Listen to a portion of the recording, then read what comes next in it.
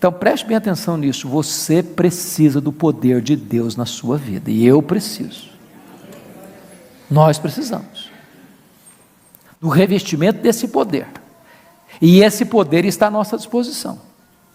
E Paulo já disse nessa carta aqui que é a suprema grandeza do poder de Deus que está à nossa disposição, que é o mesmo poder que ressuscitou Jesus Cristo dentre os mortos, que está à nossa disposição. E agora é uma ordem para nós, para que nós sejamos fortalecidos no Senhor e na força do seu poder.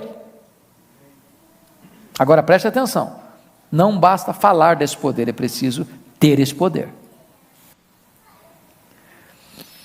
Eu já comentei com vocês, noutra ocasião, da experiência do pastor Erle Stigin, que pregou na Missão Quacis-Abanto anos, armando uma tenda com resultados muito pequenos. Um dia ele está pregando, uma mulher se aproxima dele e pergunta assim: o senhor está pregando aí que o seu Deus tem todo o poder? E ele disse: é isso mesmo que eu estou pregando. E ela disse: não, eu preciso do seu Deus. Eu tenho uma filha endemoniada lá em casa, amarrada num tronco, com um bicho. Vão lá em casa para minha filha ser liberta. E o pastor Erlo disse que sentiu um calafrio na espinha e disse: meu Deus, e agora, o que é que eu vou fazer? E se não funcionar? Quando ele chega na casa, o quadro era muito pior. A moça estava igual um bicho, amarrada com cordas de aço, num tronco roliço, igual uma fera selvagem. Ele não conseguiu expulsar os demônios daquela moça. Chamou os outros missionários, não conseguiram. Semana seguida de luta, não conseguiram. Ele tomou uma decisão: vou embora, não tenho autoridade, perdi a credibilidade, acabou meu ministério aqui, vou arrumar as malas e ir embora para o meu país. Quando Deus diz para ele: você precisa buscar poder, em vez de sair, fique e busque poder. Foi no momento em que eles se reuniram, semana após semana, dia após dia, 3 vezes por dia, para buscar a Deus, para acertar a vida com Deus, para buscar poder espiritual. Depois de meses de lágrimas e de choro, numa determinada manhã o Espírito Santo foi derramado sobre eles. Ali começa um grande avivamento. Aquela moça foi liberta, os feiticeiros foram se convertendo aos borbotões, um templo construído numa fazenda para mais de 15 mil pessoas, com 3 cultos por dia, os sinais e maravilhas de Deus acontecendo, de coisas lindas e maravilhosas, os cegos vendo, os paralíticos andando, os mortos ressuscitando, conversões em massa, porque eles entenderam uma coisa: não basta falar de poder, é preciso experimentar esse poder. Segundo lugar, irmãos, o texto está dizendo que nós precisamos de ser revestidos, versículo 11, de toda a armadura de Deus, revestivos de toda a armadura de Deus. Ora, o diabo não tem mais armadura, a armadura dele foi tirada, mas agora toda a armadura de Deus pode ser colocada na sua vida, a panóplia de Deus pode entrar em você, protegendo sua cabeça, protegendo o seu peitoral, protegendo os seus pés, como escudo protegendo você. Toda a armadura de Deus. Não deixe flancos abertos, não deixe brechas na sua armadura. E outra coisa, a armadura do outro não serve para você não, você precisa da sua armadura. Davi tentou usar a armadura do Saul, não funcionou. Você precisa da armadura, de toda a armadura de Deus, proteger sua mente, proteger seu coração, proteger seu corpo, proteger seus pés, proteger sua mente, seus sentimentos, para que Satanás não pegue você com seus dardos inflamados. Nós precisamos de toda a armadura de Deus, amados. Mas, mais do que isso, queridos, nós precisamos de vigilância constante, depois de ter vencido tudo, permanecer inabaláveis. Você vigiou ontem, precisa vigiar hoje, amanhã também, semana que vem também. Não pode cochilar 1 minuto, não pode dar trégua 1 minuto. Nós estamos em guerra, e esse inimigo não tem piedade, ele é maligno, ele é assassino, ele é ladrão, ele é destruidor. O preço da liberdade é a constante vigilância.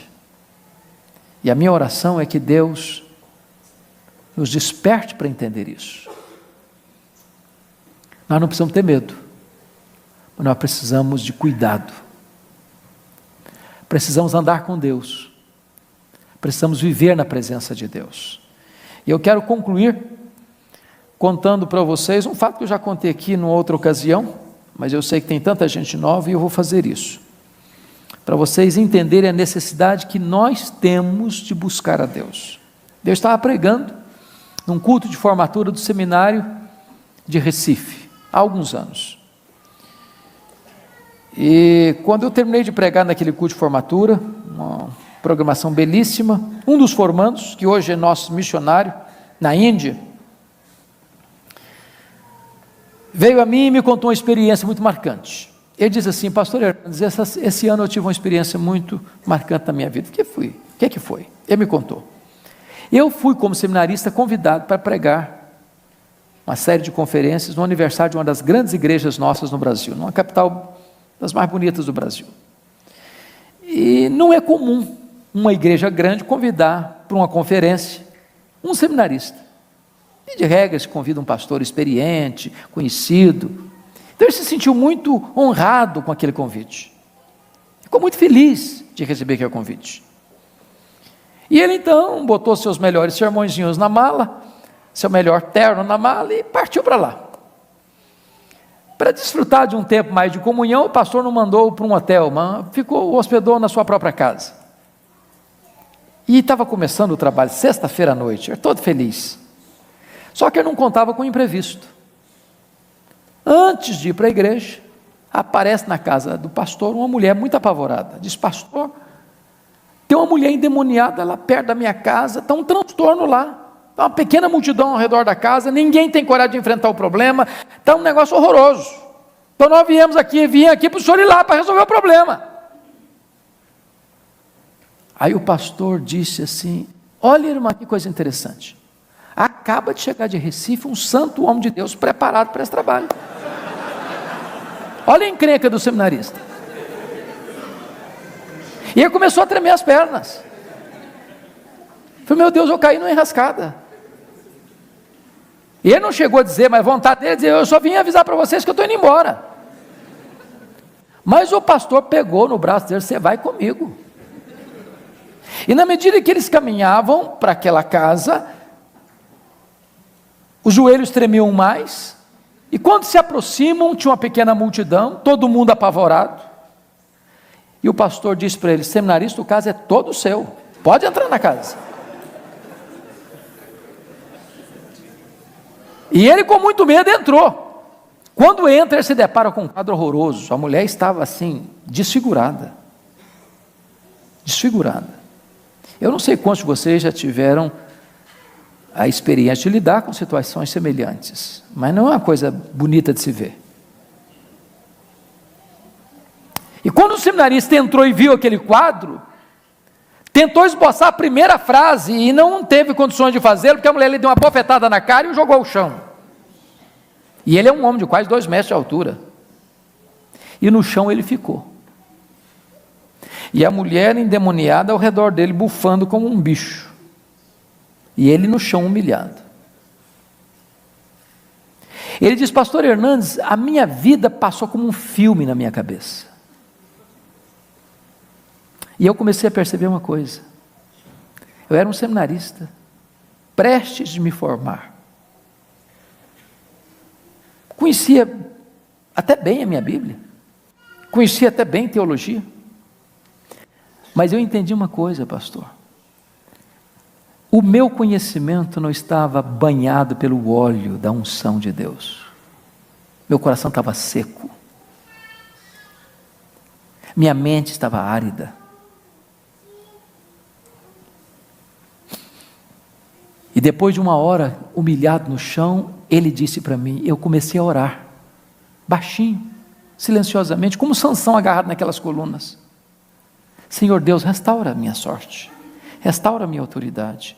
Eu sou teu servo, Senhor. Não me deixe humilhado, não me deixe envergonhado. E diz que na medida que foi orando desta maneira, a mulher caiu. Quando ela caiu, ele se levantou. Porque diante de Deus, humildade, mas diante do diabo, autoridade. E ele, no nome de Jesus, deu ordem àqueles demônios para saírem daquela mulher. E eles saíram, e ela ficou livre.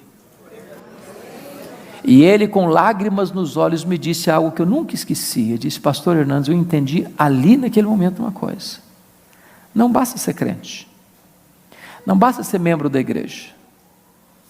Não basta ser um oficial da igreja, um diácono, um presbítero, um seminarista, um pastor, um missionário, um teólogo. É preciso ser revestido com o poder de Deus. Você e eu precisamos desse poder. Nós estamos em guerra. E nós não temos forças para enfrentar essa guerra sozinhos. Nós precisamos ser revestidos com esse poder. Nós precisamos de toda a armadura de Deus.